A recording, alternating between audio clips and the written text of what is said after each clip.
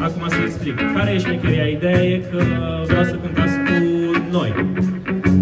Și hai să vedem dacă reușim să facem cu o sau cu cuvinte. Cum e mai ușor? Hai cu o. Hai să începem cu o. Începem cu o?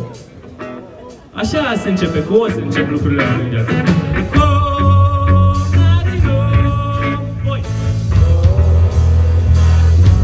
Hai încă o dată.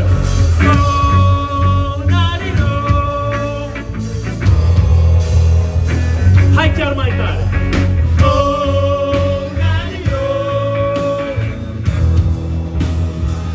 Hai ca pe stadion.